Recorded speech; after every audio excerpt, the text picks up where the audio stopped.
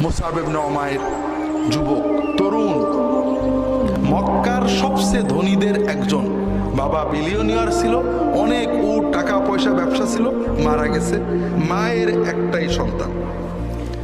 সকালে যে জামা পরে বিকেলে পরে না, এত দামি আতর পরে রাস্তায় গেলে মানুষ তাকিয়ে থাকে।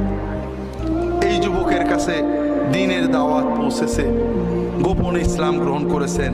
হঠাৎ মা খবর পেয়েছে মুসলমান হয়েছে তোমার ছেলে।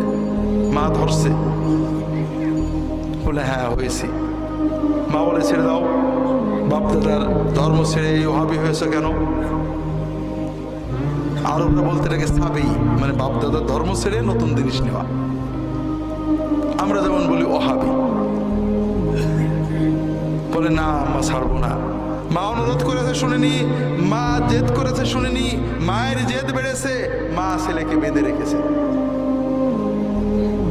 খেতে দেয় না। 2-3 দিন চলে গেছে। মা আশা করছে যে ছেলে এখনই আমার কথা শুনে খাবে, ছেলে আর খাই না।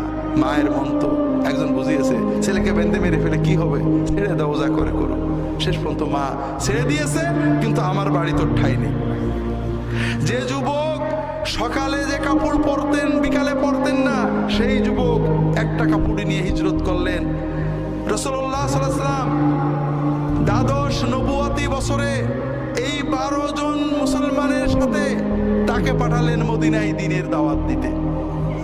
কি সুন্দর দাওয়াত দিয়েছেন। পরে 1 বছর না যাইতে মদিনার অধিকাংশ মানুষ মুসলমান হয়েছে এবং 75 জন লোক মুসলমান হয়ে নবীজিকে মদিনায় নেওয়ার জন্য নবুয়তের 13তম বছরে জিলহজ মাসে হজের সময় মক্কায় চলে এসেছে। সুবহানাল্লাহ। কেমন দাওয়াত দিতেন? ওই মদিনার লোকেরাও বিরোধিতা করত। মাতবররা শুনেছে গরিব যুবক এরা মুসলমান হয়ে যাচ্ছে। আওস এবং খাজরাজের যারা নেতা তারা খেপছে, ওই মক্কার থেকে একটা বদমাইশ আসছে, তাই না, আমাদের যুবকদেরকে নষ্ট করছে, এই সরল লোকদেরকে নষ্ট করছে। আচ্ছা যাচ্ছি, তরবারি নিয়ে গেছে। উনি তখন একটা খেজুরের বাগানে বসে আছে।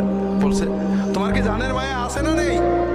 জানের মায়া থাকে কেটে পড়ো, আমাদের যুব সমাজকে সাধারণ মানুষদেরকে নষ্ট করো না। উনি বললেন একটু বসবেন না দাঁড়িয়েই কথা বলবেন? বসেন, আমি একটু কথা বলে শোনেন, যদি ভালো না লাগে আপনি আমাকে দাঁড়িয়ে দিন, যদি ভালো লাগে মেনেন। নরম করে সুন্দর করে মহব্বতের সাথে দিল দিয়ে বলেছেন। ওই অ্যারোগ্যান্ট মাতবর নরম হয়ে গেছে।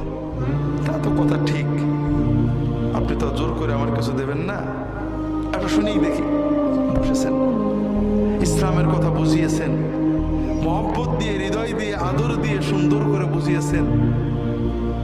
ওই লোকটা ওই এক সিটিংয়ে সঙ্গে সঙ্গে মুসলমান হয়ে গেছে। এইভাবে বিনয়ের সাথে, ভালোবাসার সাথে, আদরের সাথে, তাকওয়ার সাথে হৃদয়ের সবটুকু অনুভূতি উজাড় করে দিয়ে মদিনার দাঁড়ে দাঁড়ে নারীর কাছে, পুরুষের কাছে, শিশুর কাছে, কিশোরের কাছে, মাতবরের কাছে, কমন পিপুলের কাছে মুসআব ইবনে উমাইর গিয়েছেন, তার সাথীরা গিয়েছেন। আস্তে আস্তে মদিনার অর্ধেকের বেশি মানুষ মুসলমান হয়ে গেল।